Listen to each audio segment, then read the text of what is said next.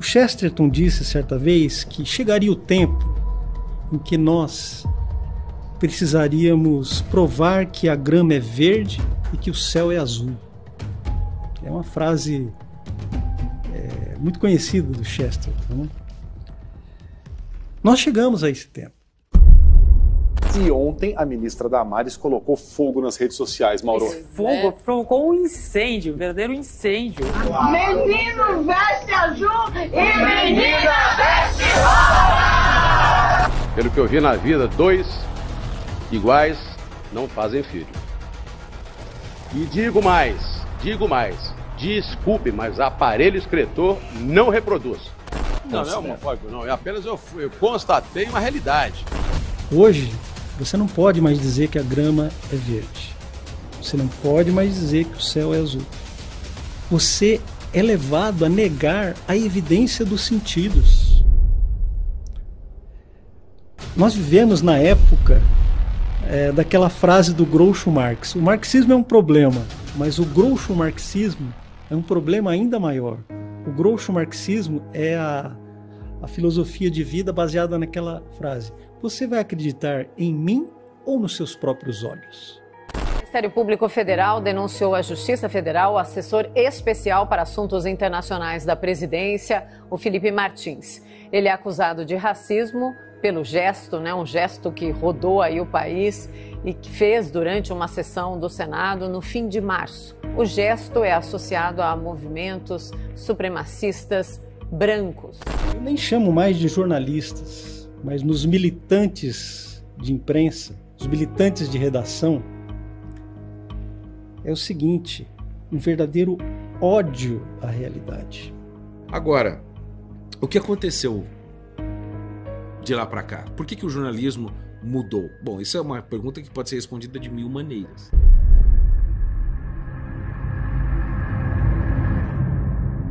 Tudo começa nas escolas de comunicação, nas faculdades de jornalismo. Né? É ali que se dá a formação ideológica do jornalista. Né?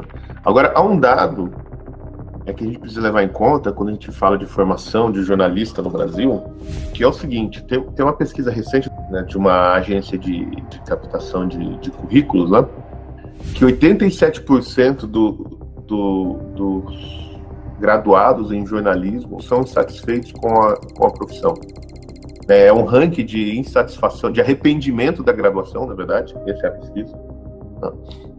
E quem lidera o ranking é o jornalismo. Ou seja, então é uma profissão que ela é exercida, né, por pessoas que detestam a profissão. Eu acho que isso, se não explica, já é um indício, né, das razões por que o jornalismo no Brasil ser tão ruim. Outro fato, né, que a gente precisa levar em conta é a transformação que houve a partir dos anos 60 na percepção do papel do intelectual público, né, ou daquilo que o Gramsci chamava de intelectual orgânico na Revolução. Com a ideia de que o intelectual orgânico, ou seja, o militante do partido, na verdade, ele é o cara que precisa influenciar de maneira, vamos dizer assim, subliminar as massas. Né? Ele precisa estar infiltrado nos aparelhos de formação da opinião pública, que são sobretudo a igreja, as universidades e a mídia.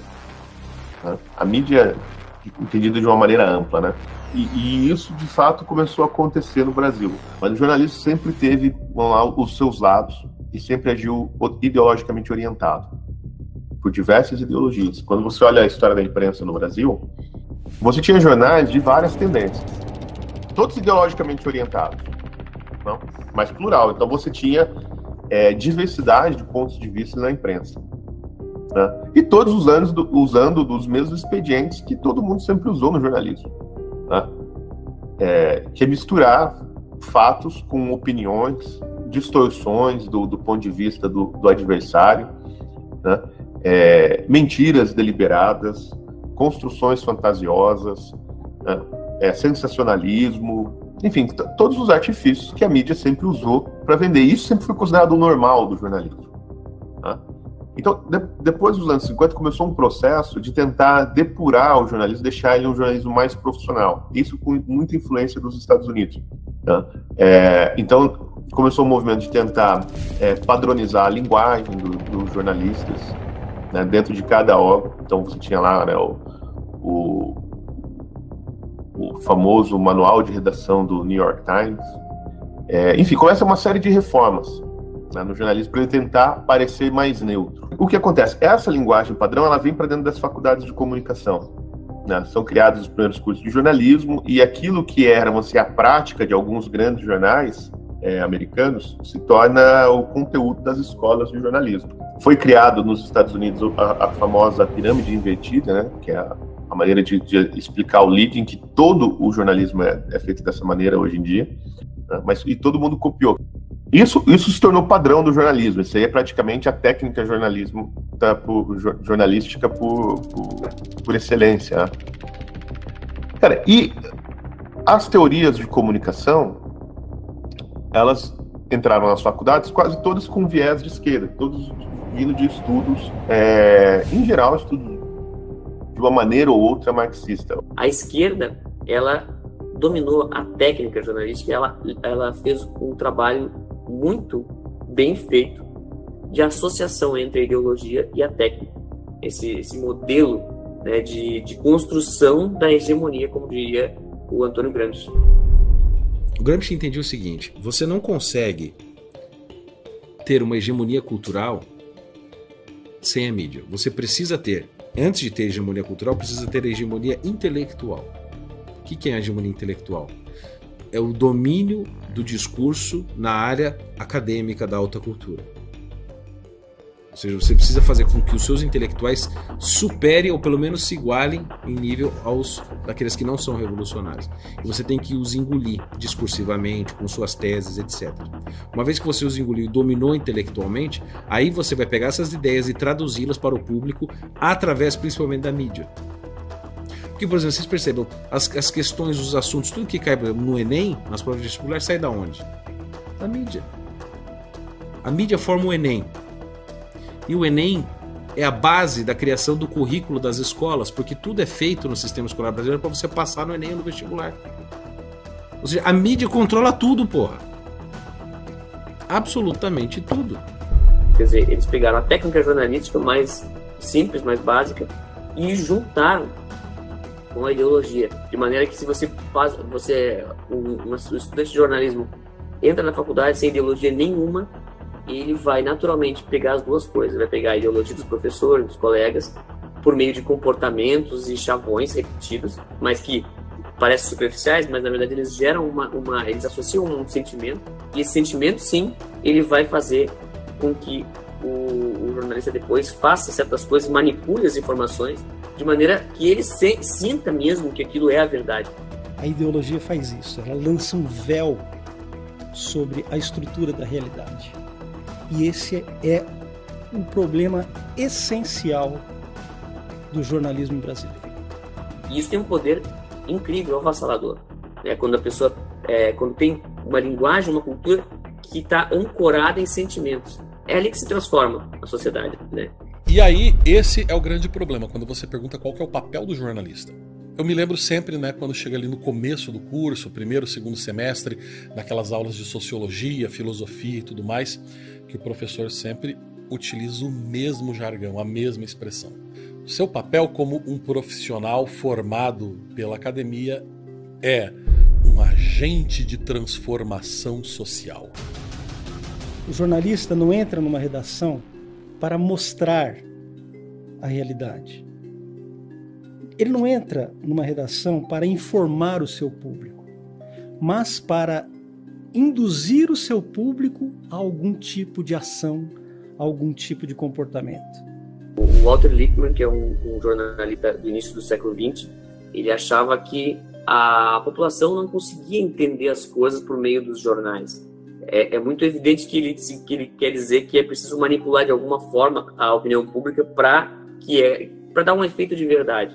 É como se ele dissesse assim, uma certa mentira, uma certa dose de mentira é necessária para dar um efeito de verdade. Que verdade é essa? Não é verdade no sentido da factualidade, é a verdade no sentido do que é bom, do que é melhor para a sociedade, ou melhor, do que ele e os intelectuais, né, acham que é melhor. O problema do jornalismo, ele é uma crise humana, na verdade, muito profunda da nossa sociedade. Uma crise humana baseada em pessoas que acreditam que, enfim, que o mundo vai ser um lugar melhor e que o meu papel é fazer do mundo um lugar melhor. Então, assim, sempre desconfie de alguém que fala assim, tudo que eu quero é um mundo melhor. Porque a primeira pergunta que você tem que fazer é, melhor para quem? E dentro desse contexto, cara, surge essa ideia, né, que eu estava falando antes do Gramsci, de que o jornalista, ele não é um cara que tem que reportar os fatos, mas ele é um agente de transformação social, né? E qual é a principal função do jornalista como agente de transformação social? É o esclarecimento das massas. Que o jornalista, ele é capaz de esclarecer, né, a população e as autoridades, enfim, para que as pessoas possam tomar as melhores decisões, né, e assim mudar a realidade. Isso muitas vezes significa ocultar a realidade. Ocultar a realidade.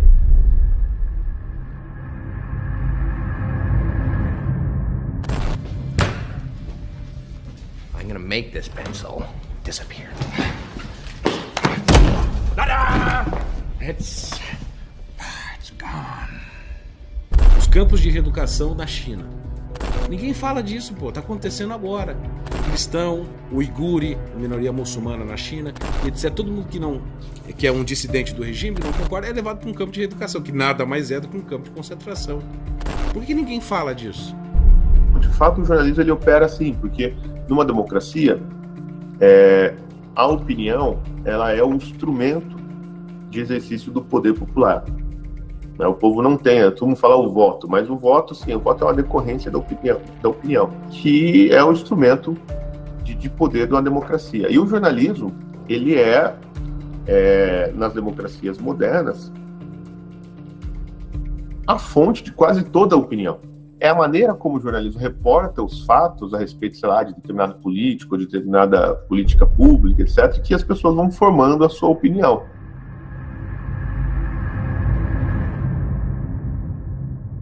O que nós vimos, por exemplo, no governo Bolsonaro é isto. A regra da mídia era assim, falem mal do governo, ainda quando vocês estejam falando bem. E quando fizer alguma coisa positiva, não pode falar. Se tiver alguma coisa positiva, a gente entra no segundo movimento, a distorção. A economia vai bem, mas pode piorar ano que vem. Não sai daí, porque agora, infelizmente, a gente vai falar de notícia boa, mas com valores não tão expressivos aí. A taxa de homicídios cai ao menor nível dos últimos 10 anos do Brasil, mas cresce em estados da região norte do país. Tivemos queda no número de mortes violentas na comparação de 2018 com 2019. Mas, se de um lado os homicídios caíram, as mortes violentas com causas indeterminadas, aqui em azul, a barrinha, você perceba que aumentou. O presidente Jair Bolsonaro, no debate de domingo, falou: a economia brasileira está bombando. 4º crescimento consecutivo. A economia brasileira está bombando, professora? Que a gente tem que tomar bastante cuidado com esse tipo de qualificação da economia brasileira hoje, né, Fabiola? A gente vê pelos indicadores uma redução da taxa de desemprego, agora a gente vê o crescimento do PIB, que é considerável, sem dúvida, mas a gente também tem que tomar bastante cuidado e ter muita cautela. Que é um crescimento importante, 4,6%, mas a comparação tem que ser levada em conta também. O ano de 2020 foi um ano de um tombo enorme, então a base de comparação é muito baixa, não é, Thaís? Bom dia. Mas as medidas socioeconômicas importantíssimas, elas foram adotadas por governos no mundo inteiro, justamente para sustentar o fique em casa no pico da pandemia, fique em casa se puder. Recursos de linguagem, às vezes bastante simples, como o uso da adversativa, né? As manchetes. G1. Brasil melhora acesso à escola, mas ainda precisa superar desigualdade, aponta OCDE. Desemprego recua para 9,3 em junho, mas número de informais é recorde, aponta IBGE. Emprego surpreende em maio, mas dúvidas persistem. Brasil volta ao 6º lugar em investimentos no mundo, mas retomada é parcial. A economia parece melhorar, mas e o ano que vem? Brasil melhora em ranking de inovação, mas não por mérito próprio. O uso do mas, para diminuir o impacto de notícias, de determinadas notícias que não interessam ao sistema, é usado até hoje, assim, de uma maneira escandalosa. Economia despiora.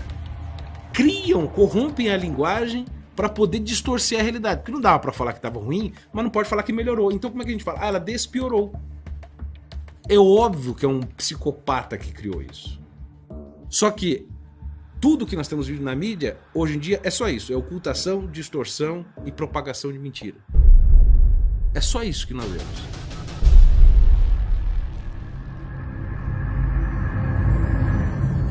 Por exemplo, o Bolsonaro ficaram tentando conectá-lo retoricamente com as milícias do Rio de Janeiro. E nunca conseguiram provar nada. Aí uma ministra do Lula tem ligação com mais de 5 milicianos, diretamente com foto, trabalhou para ela, tem vídeo, tudo, não sei o quê. O ministro da Casa Civil diz, não é nada demais. E a mídia diz, não é nada demais. O que é isso? A mídia é um órgão revolucionário. A mídia não está preocupada em trasladar os fatos e nem dar a proporção correta a eles. Se eles deram esse tratamento de escandaloso de falso moralismo com o Bolsonaro, porque ele era primo do irmão do tio do cachorro do miliciano, quanto mais com uma ministra do Lula. O escândalo deveria ser triplo.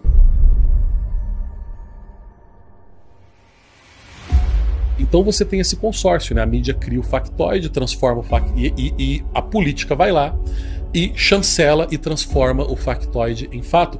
Por isso ele não é um fato, ele é um factoide. É assim que o Norman Mailer descrevia, né, a sua teoria sobre factoides. A gente viu ao longo de 2020, 2022, essa dobradinha acontecendo no Brasil, nos Estados Unidos, na Europa, não é? Onde um jornal lançava uma matéria dando a entender que tal personalidade fez aquilo, abria-se uma investigação com base em uma manchete de mídia, e essa investigação criava uma lei e acabava criminalizando um comportamento ou uma atitude que ninguém sabia se aconteceu mesmo.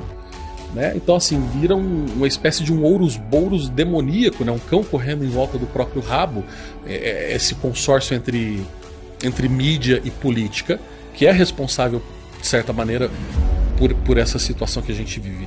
Veja, não é que o jornalismo ele é permeado por uma militância comunista explícita, né? Eu acho que isso até tem em algum ponto, muito jornalista de fato é comunista, mas você tem um outro tipo de ação que as pessoas nem sabem, né? Que eles trabalham para o movimento revolucionário, vamos dizer assim.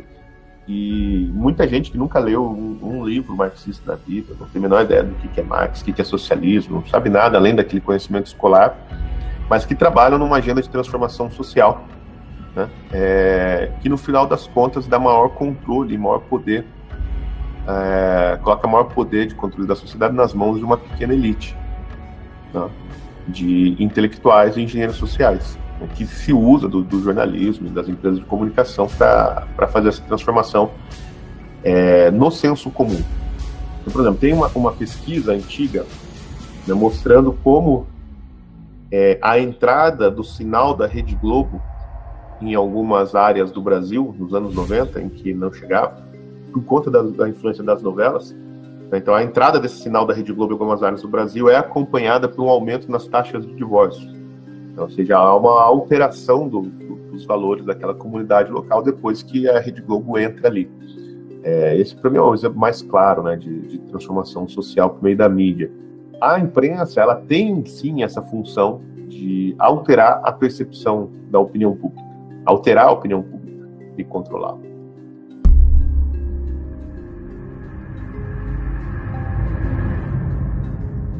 É aí que entra, que isso dá margem para todo tipo de ideologia. Veja, e a ideologia, ela está lá, sendo os jornalistas aderentes a ela ou não. Se você conversar com um foca qualquer da Folha, né, ou da Veja, por exemplo, quando eu estava em Brasília, eu tive a oportunidade de conversar com muitos jornalistas novos da Veja, assim, molecada mesmo. Então, eles não têm a menor ideia de que eles estão dentro de um movimento revolucionário, né, de que eles estão, do que eles estão fazendo, na verdade. Eles acham assim que, não, fazer coisas para mudar a sociedade, buscar um mundo melhor, etc., é o normal. Né? Eles não acham que isso é uma ideologia. Então, essa é a conexão. Quer dizer, o jornalismo, ele é, sim, um dos elementos da transformação da sociedade, né? Sobretudo por meio da transformação das mentalidades. E independente se isso foi arquitetado para ser sim ou não, entendeu? Isso é uma função intrínseca do jornalismo. Ou pelo menos é um efeito colateral do jornalismo. Agora, o que acontece é o seguinte, que isso foi sendo manipulado. A mentira ideológica, ela é bem explicada por um mito grego. Aliás, sempre tem um mito grego que explica a realidade.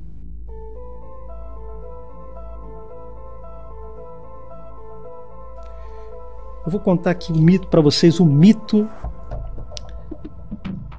do Procusto. Procusto era um bandidão da antiga Grécia. O Procusto, ele tinha uma hospedaria na beira de uma estrada.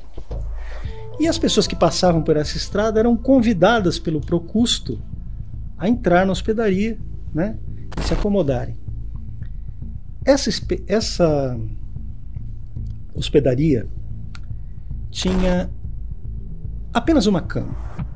Se o sujeito deitava na cama e ele era maior que a cama, o Procusto pegava uma faca e cortava os braços e as pernas da pessoa para que a pessoa ficasse do tamanho da cama.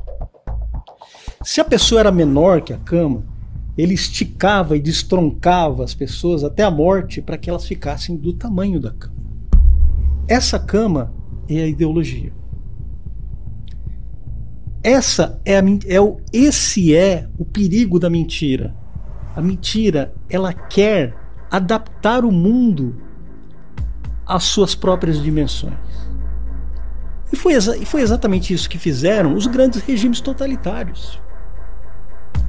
O Milor Fernandes tinha uma frase que eu acho genial, que é a seguinte: comunismo é o alfaiate que, quando a roupa não fica bem, ele faz mudanças no cliente.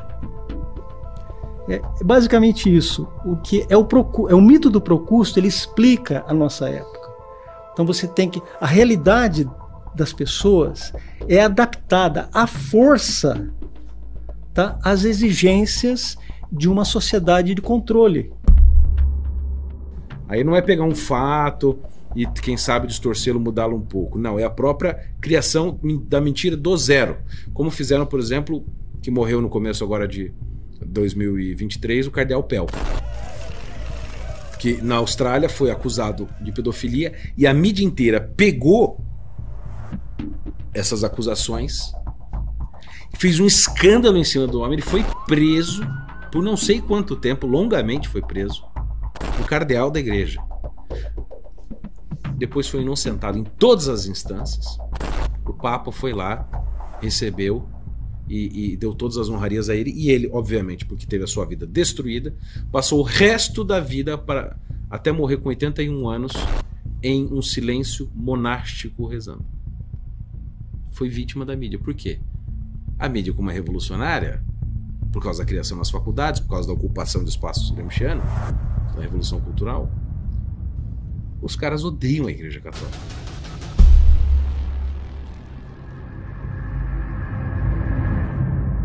Há uma frase do Nietzsche que o professor Olavo de Carvalho sempre citava: só se vence aquilo que se substitui. Portanto, isso aplicado ao jornalismo significa que não basta ocultar a realidade. É preciso fabricar uma realidade segunda. Com o Pio XII, é só ler lá o livro da desinformação do Yomiai Pacheco. O cara conta como é que foi feita criar uma operação do zero. para difamar o Papa Pio XII. Toda a questão era a omissão do Pio XII. O Pio XII foi um Papa omisso que não falou. Depois de um livro publicado, o Papa de Hitler, e assim vai. E a mídia repercutindo tudo isso. Depois, restadas provadas e vistas todas as provas, o que aconteceu? É o contrário. Pio XII foi o único líder de Estado que se opôs em primeiro lugar a Hitler e depois ajudou a salvar cerca de 800 mil judeus com o sistema diplomático do Vaticano e dos padres. Ele transformou sua casa de verão, Castel Gandolfo, num abrigo de judeu e o seu quarto pessoal numa maternidade onde nasceram judeus na sua cama. Mas isso foi criado do zero pela KGB. Esse expediente de criar uma imagem caricatural das coisas, dos fatos, das pessoas, ela gera uma distorção, uma manipulação que pode ser usada por quem está ali naquela, digamos, no poder ali, daquela instância que é o jornalismo, que é a opinião pública ou a própria ciência política, né? Quer dizer, o meio acadêmico. How's the Newspeak committee? Working overtime. Plus big wastage in adjectives. Plus big problem is timing the language to scientific advance. Yes. It's a beautiful thing, the destruction of words. You won't have seen the dictionary, 10th edition yet, Smith? It's that thick. The 11th edition will be that thick. So the revolution will be complete when the language is perfect. The secret is to move from translation to direct thought to automatic response. No need for self-discipline. Language coming from here, not from here. Excuse me for intruding, but what you're saying is that we should be rid of the last vestiges of Goldsteinism when the language has been cleaned. I couldn't be more in agreement with you, brother. Absolutely. It's an encouraging thought that by 2050 not a single person will be able to have a conversation like this. No 1984, o personagem principal, que é o Winston Smith, onde é que ele trabalha? Ele trabalha no Ministério da Verdade. E qual é a função dele no Ministério da Verdade? Corrigir, alterar, modificar e suprimir as notícias de jornal. No Admirável Mundo Novo, do Huxley, há alguns conceitos que são absolutamente proibidos. No livro Fahrenheit 451, os livros são proibidos.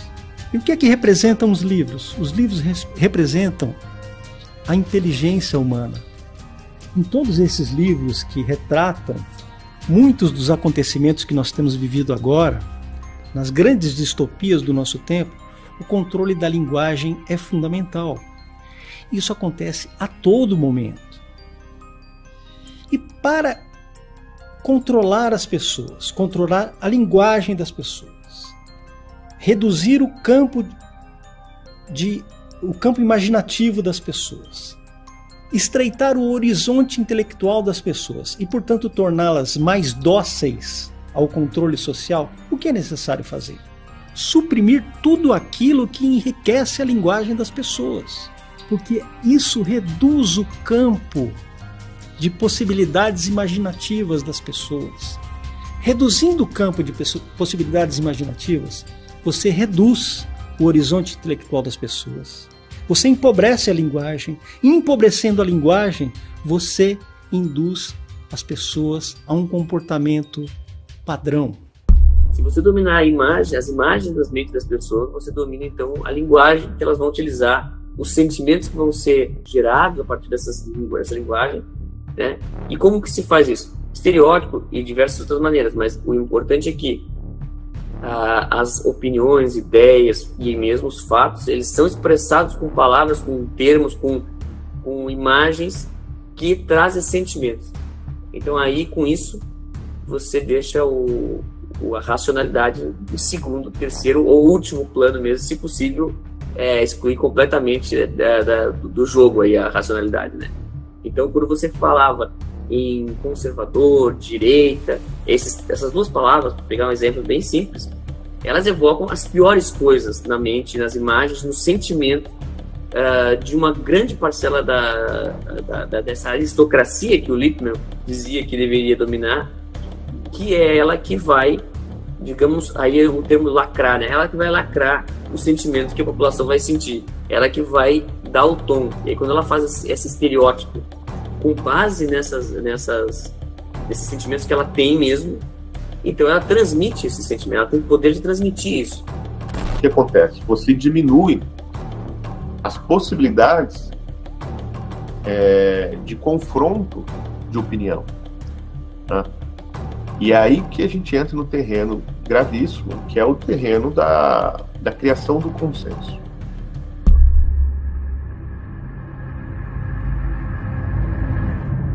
O que acontece? O jornalismo, tudo bem, ele tem essa função, né, de transformar a sociedade, ele tem esse efeito.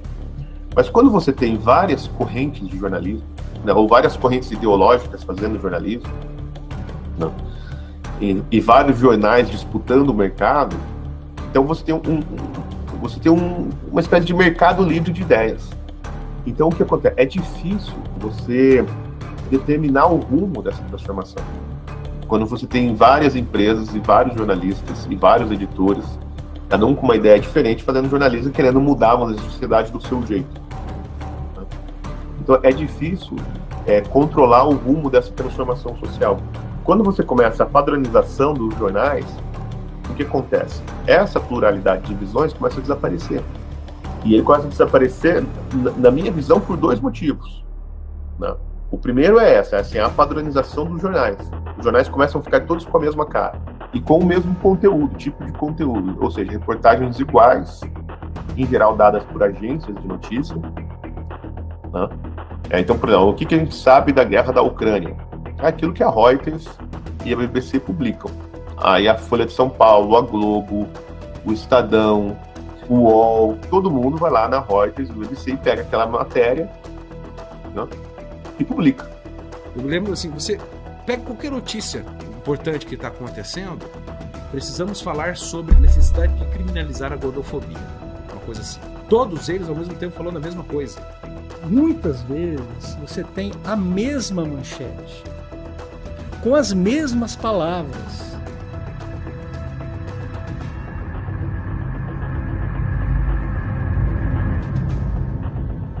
Com o mesmo título. Em dezenas de órgãos, dezenas de veículos de comunicação ao mesmo tempo. A ordem das palavras não se modifica. Eu digo, bom, isso não é jornalismo, isso é, sei lá, copia e cola, é lista de transmissão. Antigamente, havia na imprensa uma certa competição entre os veículos. Então, era assim, não, nós precisamos dar algo diferente dos outros veículos, né? Era aquela história do furo jornalístico. A ideia do furo jornalístico acabou, entendeu? Agora, o importante é a uniformidade jornalística. The sharing of biased and false news has become all too common on social media. More alarming, some media are true without checking facts first. Unfortunately, some members of the media use their platforms to push their own personal bias and agenda to control exactly what people think, and this is extremely dangerous to our democracy. O problema todo vem daí, né, dessa homogeneização forçada do jornalismo. E aí você tem uma consequência, né? Se a causa tá nessa padronização dos jornais e na influência das faculdades de comunicação, a consequência mais grave é que o jornalismo padronizado, ou seja, todo repetitivo, né? E a forma de criação de consenso, ou seja, de legitimação da notícia, é que essa notícia também saiu em outro jornal. Eles têm essa percepção de que, na verdade, a legitimação da notícia é a sua publicação em toda a mídia. O que dá credibilidade a um jornal é ele estar fazendo o que todos os outros jornais falam. E isso cria o consenso. Entendeu? Esse mesmo efeito que tem entre os jornais tem sobre o público. O público acredita no quê? Naquilo que todo mundo está falando. E se eu venho e falo alguma coisa que ninguém falou, não é nem o contrário, dá uma outra notícia sobre a qual ninguém está prestando atenção. Tá? Bom, mas não tem ninguém falando disso. Então já fica, opa, calma aí, isso aí pode ser fake news, será que isso está certo? Né? Ninguém está falando desse assunto, então ele é escamoteado, ele é esquecido, ele é colocado para o lado porque ele não tem a credibilidade que vem dos pares do jornalismo.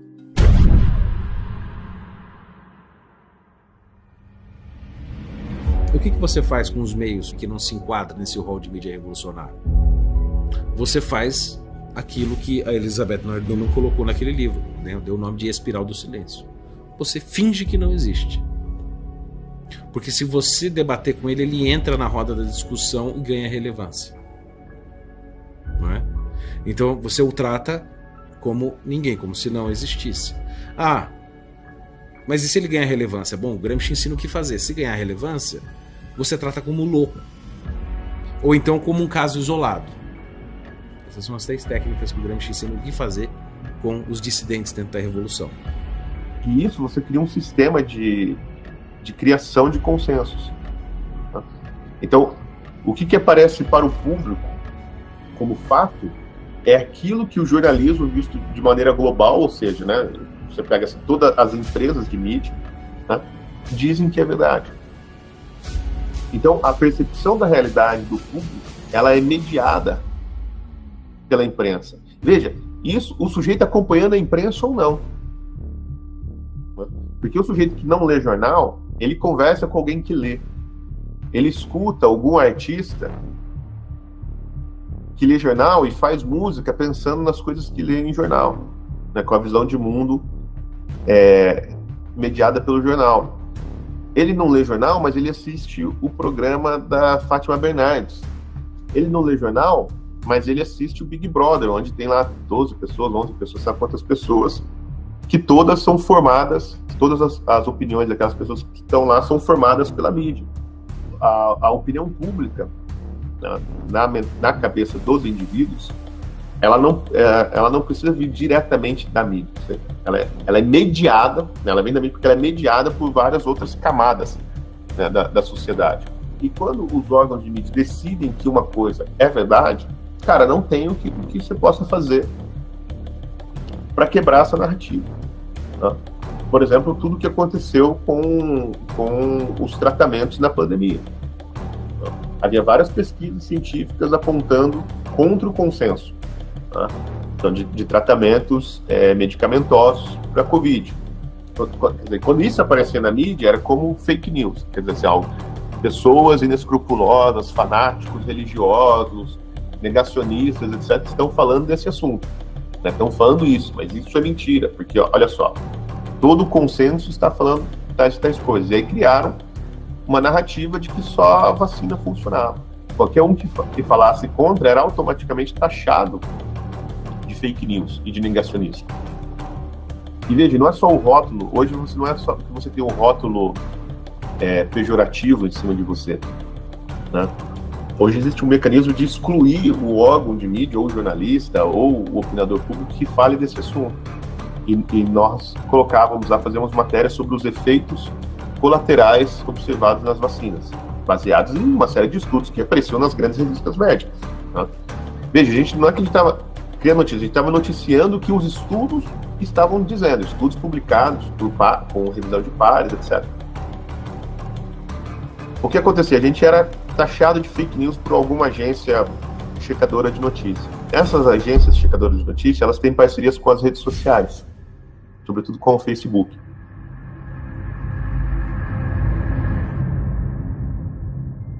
Então, ela ia lá e carimbava a gente como fake news. Aí o Facebook ia lá e derrubava a notícia e por algumas vezes derrubou o nosso próprio perfil. E o que acontece? Hoje, as redes sociais, elas fagocitaram a internet inteira, né? Dificilmente alguém entra no navegador e procura um site. As pessoas entram no Twitter, no Instagram e no YouTube. E elas usam a internet a partir dali.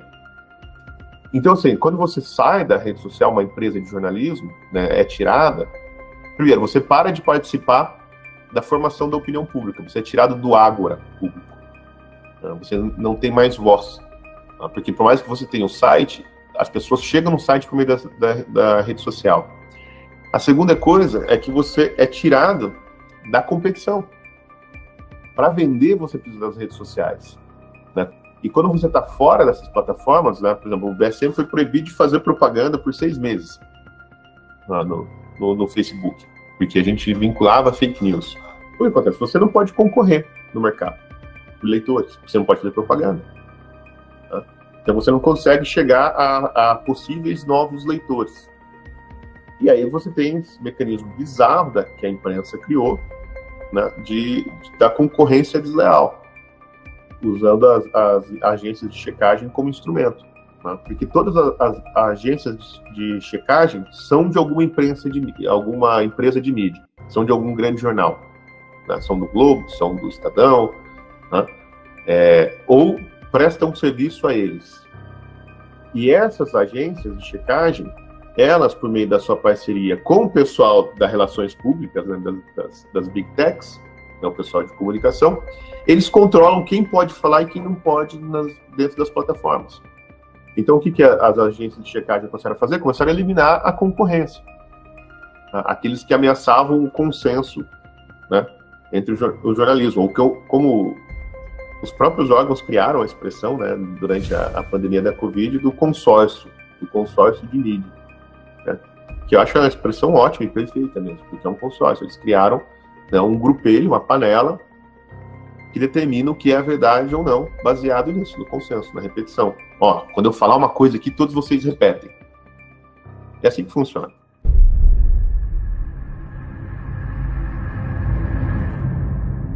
É muito difícil de quebrar, cara.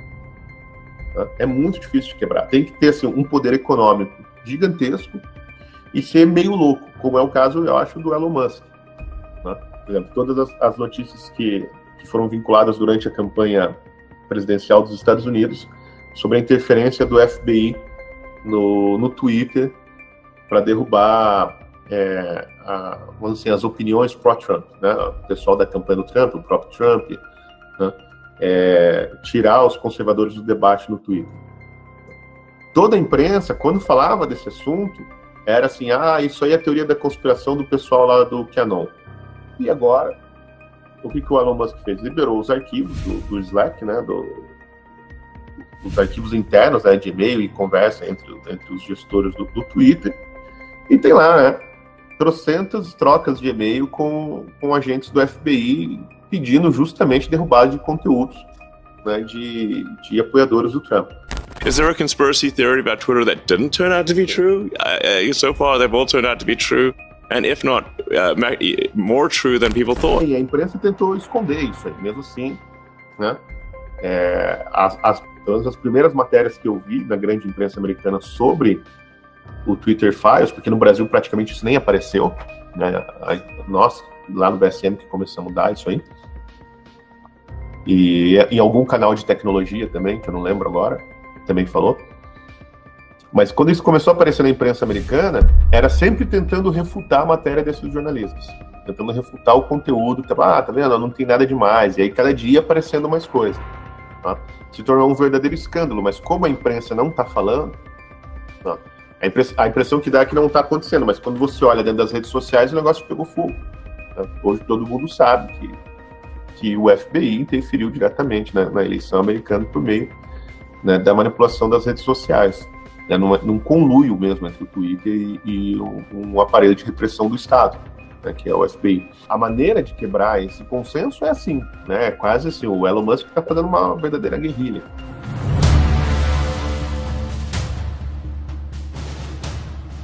Quando você pratica o jornalismo que tem os pés fincados na estrutura da realidade, você afronta essas pessoas. Você afronta o procusto ideológico. E aí, você paga as consequências. As consequências são perseguição, censura. Às vezes, a tentativa de privar as pessoas das suas fontes de sobrevivência. Então, fazer jornalismo hoje é remar contra essa corrente de desconstrução da realidade.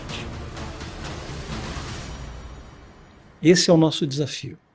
As pessoas, a partir da sua experiência com a mídia, a partir do contato com a mídia, né, ao longo do desenvolvimento, e não só do desenvolvimento da mídia em termos técnicos, mas a partir do desenvolvimento da confiança da mídia, né, a confiança que a sociedade passou a ter na mídia, elas foram deixando aos poucos de criar o seu repertório de ciência da realidade, de percepção da realidade, com base nas suas impressões. Ou seja, eu vou descrever a política, por exemplo, com base na minha experiência, naquilo que eu sei, que eu vejo, que eu entendo como política. As pessoas, ou qualquer outro assunto, as pessoas passaram com o tempo a descrever a realidade, os fatos e tudo mais, com base nas imagens que a mídia fornecia para elas, na descrição que a mídia fornecia para elas. É claro que isso é um processo que seria natural e até esperado quando eu vou, por exemplo, descrever a ideia que eu faço de algo que eu não tenho contato, né, não está próximo da minha realidade, do meu meio social, e que essa coisa chega para mim através da mídia. Só que, via de regra, uma pessoa com, digamos, algum bom senso, ela pegaria essa descrição da mídia e trataria aquilo como uma opinião da mídia, ou seja, uma possibilidade, né, de como aquele evento de fato ocorreu. Mas dado o grau de confiança que as pessoas passaram a ter na mídia, as pessoas então passam a entender a mídia como uma espécie de cartório da verdade. É verdade aquilo que vem carimbado pela mídia. Se a mídia diz que foi daquela maneira, então foi. Eu formo uma imagem mental a partir daquilo, mas não só dos fatos que acontecem distantes mais do meu círculo social. Agora, os fatos que acontecem no meu próprio círculo social, os fatos que eu poderia verificar por mim mesmo, eu utilizo a mídia como cartório da verdade. E isso começa a gerar, então, uma espécie aí de uma dissonância cognitiva entre as pessoas, e não só disso, né? Uma incapacidade mesmo de ter um contato real com o seu meio social. E aí vem a pior parte, né? As conversas entre as pessoas passaram a acontecer com base nessas trocas desses cartões, dessas imagens mentais. Ou seja, as pessoas não conversavam mais de fato sobre a sua percepção da realidade, mas as conversas eram simplesmente uma troca desse repertório de imagens mentais, né, que elas formaram a partir da mídia. E há todo um universo de valores e crenças, enfim, possibilidades fora desse campo para o qual você não pode olhar. Porque se você olhar, você vai ser automaticamente taxado. Teoria da conspiração, negacionista, maluco, lunático, etc.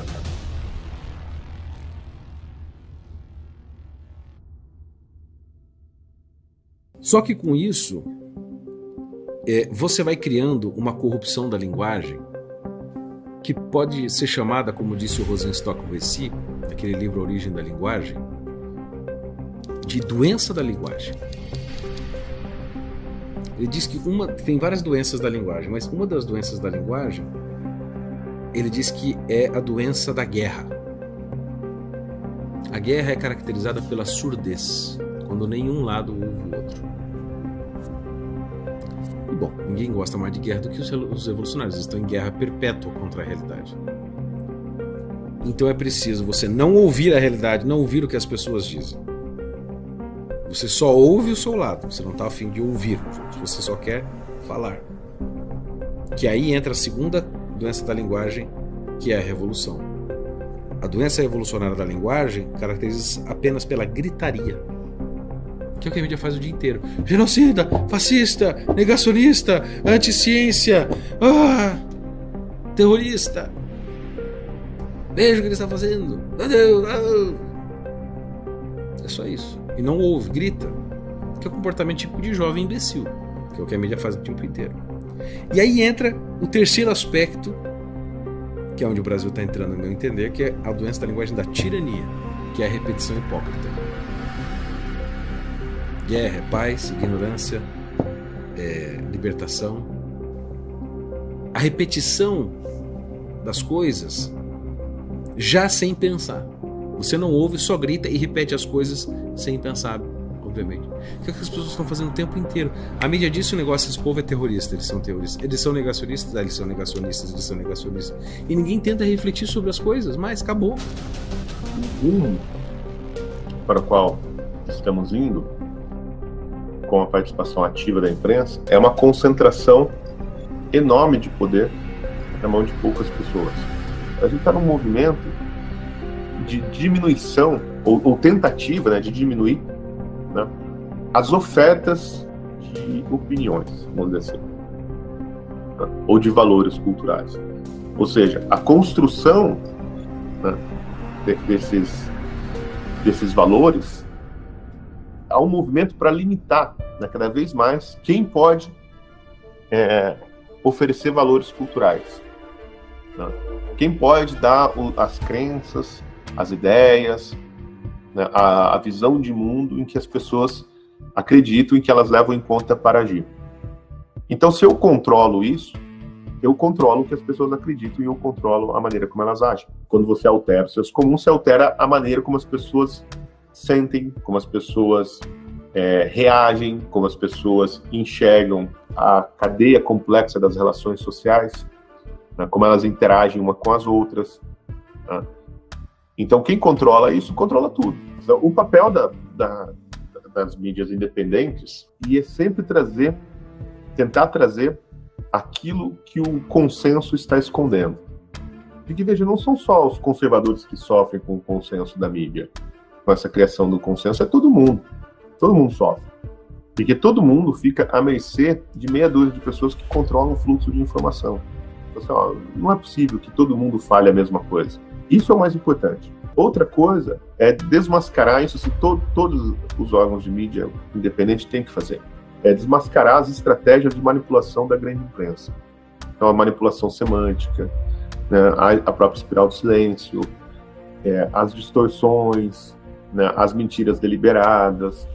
É demonstrar a canalice dos grandes órgãos de imprensa, a maneira como eles manipulam deliberadamente as informações. Ao meu ver, assim, é não tentar emular a imprensa, não cair na esparrela da linguagem ideologicamente neutra, do jornalismo objetivo, não tendencioso, etc. Você tem que ter uma personalidade muito clara, né, valores muito claros que o seu jornalismo defende, deixar isso muito claro para o leitor, né, e trabalhar em cima disso. Esse que é o fato. Não, o fato sempre vem carregado, e eu insisto isso com meus jornalistas, que eles coloquem a opinião deles, que eles deem a visão deles sobre aquele fato. O fato ele tem que sair explicado para o leitor. Porque o fato bruto ele é uma seleção baseada na visão do editor. A escolha do fato já tem opinião, ela já é valorativa, ela já foi feita por uma série de valores. Então eu já estou forçando a passagem de uma certa visão de mundo em cima do leitor. Só que quando você faz isso sem anunciar o que você está fazendo, é quando você estivesse contrabandeando a sua visão de mundo para dentro do leitor. Você não deixa ele analisar aquilo, né? Ele não está consciente. Então eu falo, não, você tem que dar a sua opinião, tem que ficar claro que a sua opinião, né, do jornalista sobre aquele fato é X. Ó, o fato é esse, eu penso tal coisa, isso é ruim ou isso é bom por esses e esses motivos. Eu só acredito em jornalismo assim, opinativo. Eu acho que esse é o bom jornalismo. Na guerra contra a verdade, a grande mídia é uma das forças mais poderosas do inimigo. Mas saber que ela é uma ferramenta que oculta a verdade e propaga mentiras é apenas o primeiro passo. O que você acabou de assistir aqui nesta primeira produção original do Brasil Sem Medo foi uma breve exposição de como a grande mídia utiliza os mais cruéis recursos de manipulação de massa para dominar uma nação inteira. A pergunta que resta é: como mudar esse cenário? Até pouquíssimo tempo atrás, para manter-se informado, não havia saída senão continuar a dar audiência para esses veículos, mesmo conhecendo suas más intenções. Chegou a hora de romper esse ciclo de tirania invisível. Olavo de Carvalho, parafraseando Nietzsche, dizia: só se destrói completamente aquilo que se substitui. E foi para isso que o jornal Brasil Sem Medo foi criado. Romper a hegemonia dos grandes veículos de imprensa. Porque é justo que as pessoas tenham acesso a veículos de comunicação que representem e defendam os seus valores de verdade. Sabíamos que esse era um anseio dos brasileiros, já cansados de ver a verdade sendo distorcida e flagelada todos os dias nos noticiários.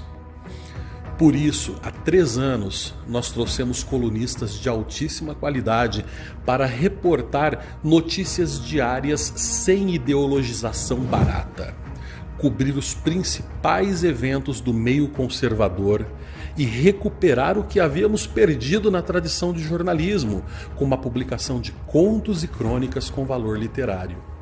Um resgate do verdadeiro jornalismo que busca ser uma fonte segura de informações.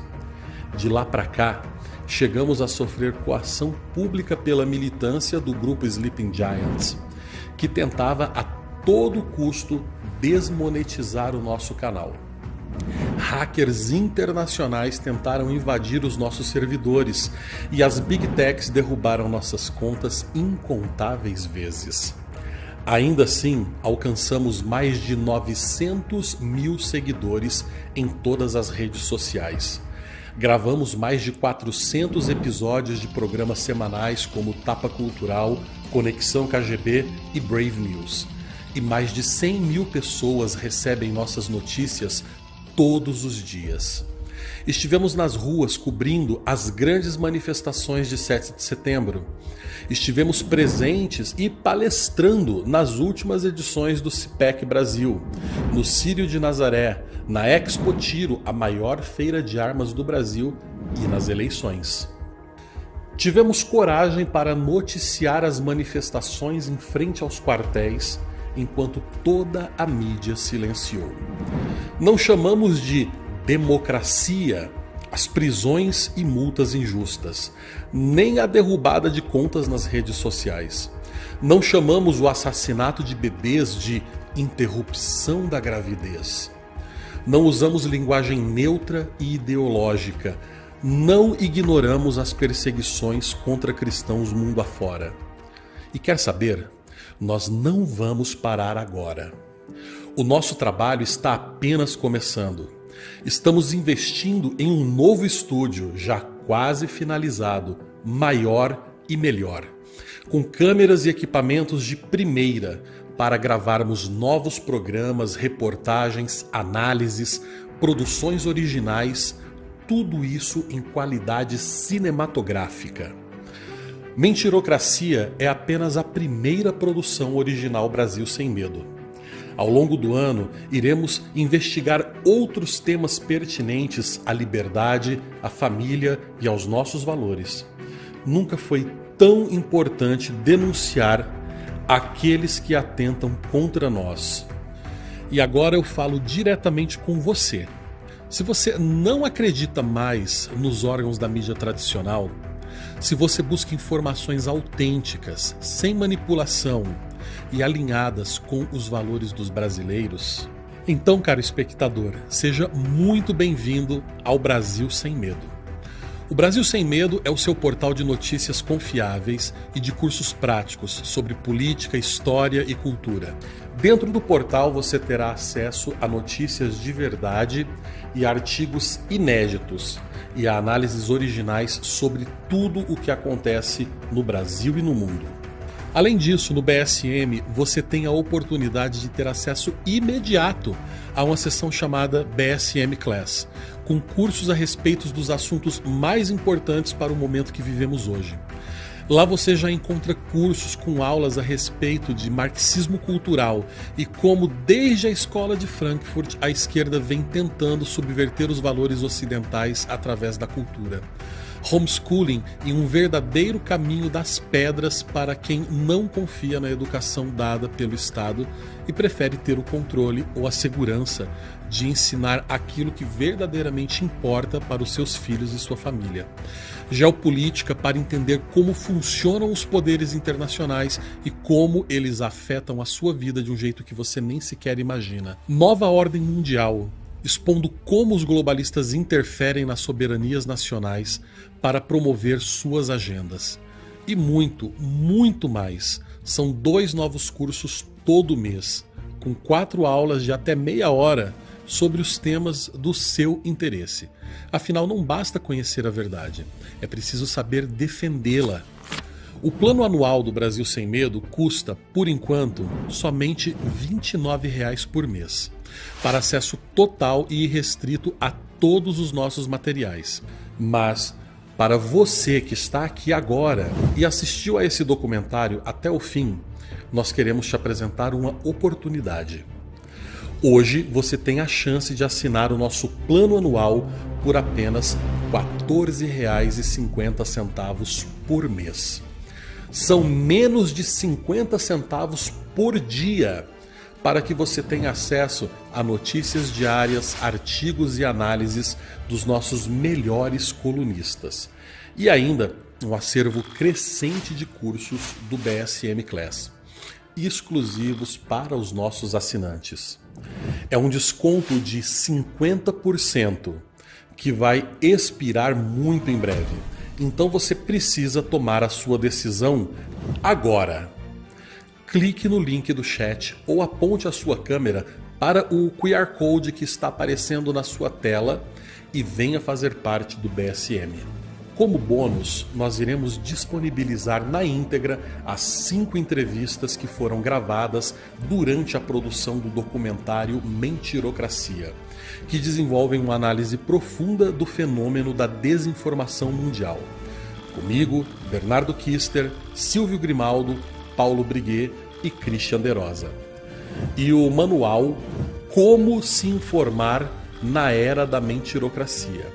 Um e-book que servirá como um guia para que você possa se orientar na busca de fontes seguras de informações e preservar a sua sanidade em meio a tantas mentiras e desinformações. Assinando o BSM agora, além do desconto, além dos cursos e além das notícias e artigos, você ainda estará contribuindo diretamente para que o nosso Brasil não se torne refém das mentiras e manipulações da grande mídia. E se por qualquer motivo você ainda tiver qualquer dúvida a respeito da qualidade de todo o material, não se preocupe. A assinatura do BSM é 100% isenta de risco, porque você tem 7 dias de garantia incondicional a partir da confirmação da sua compra. Isso quer dizer que você pode assinar hoje, assistir a todos os cursos da plataforma, acompanhar todas as notícias por uma semana e, se por qualquer motivo achar que não fez um bom negócio, você pode pedir o seu reembolso, que nós devolveremos 100% do seu dinheiro. Ou seja, você não corre risco nenhum. Assinar o BSM é a melhor coisa que você vai fazer em 2023 para blindar a sua sanidade e a sua inteligência contra tudo o que vem pela frente. Você está a apenas um clique de fazer a diferença, não apenas na sua vida, tornando-se alguém muito mais preparado, intelectualmente e blindado contra os truques e ilusões usados pela grande mídia. Mas você também terá a chance de fazer parte de um jornal comprometido com a liberdade e que tem como maior objetivo formar um país informado e inteligente, sem medo de buscar, conhecer e defender a verdade. Essa oportunidade fica disponível por apenas 10 dias, até o dia 23 de fevereiro de 2023. Então, de novo, para aproveitar essa chance você precisa agir rápido. Assim que você clicar no botão logo aqui abaixo, você será imediatamente redirecionado para a nossa página exclusiva para preencher os seus dados de forma segura e privada. Sua assinatura será ativada automaticamente assim que o pagamento for confirmado. E você poderá acessar todo o nosso portal de notícias, colunas e análises, além de também já ganhar acesso irrestrito a todo o acervo de cursos do BSM Class lançados até hoje. É só tocar no botão abaixo e garantir o seu acesso. Depois de tudo o que eu já te apresentei aqui, restam apenas 3 opções. Agora você pode cruzar os braços diante de tudo que viu e permitir que o Brasil dependa da própria sorte. Você pode tentar nadar sozinho contra a corrente nesse mar de desinformação programada. Ou pode fazer a sua assinatura e garantir acesso a uma fonte confiável de informações e conhecimentos. Uma fonte séria, comprometida, independente e alinhada com os seus valores. Muito obrigado por ter assistido a esse documentário. Compartilhe com seus amigos e seja muito bem-vindo ao Brasil Sem Medo.